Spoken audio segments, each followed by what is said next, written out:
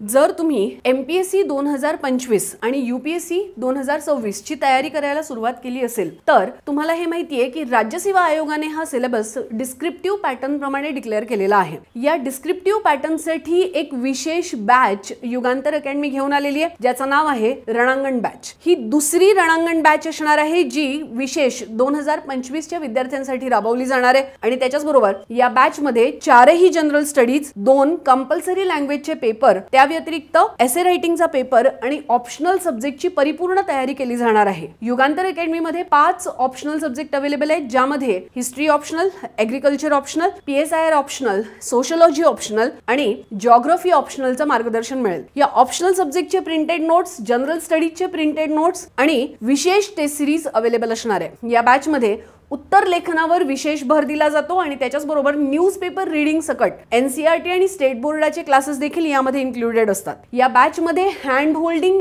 से mentorship programme तुम्हाला मिळणार आहे आणि ही बॅच ऑनलाइन आणि ऑफलाइन स्वरूपाची असणार आहे। सो जर तुम्ही पुण्याच्या बाहेर असाल तर ॲप डाउनलोड करायला विसरू नका। ही बॅच लवकरच ॲपवर तुम्हाला अवेलेबल होईल। नोट सेक्शन मध्ये मिळतील। त्याच्याच बरोबर जर तुम्ही पुण्यात राहत असाल तर युगांतर अकॅडमीला व्हिजिट करायला विसरू नका। या बॅच बद्दल अधिक माहितीसाठी दिलेल्या फोन नंबरवर कॉल करायला विसरू नका आणि युगांतर अकॅडमीला सबस्क्राइब करा। थँक्यू।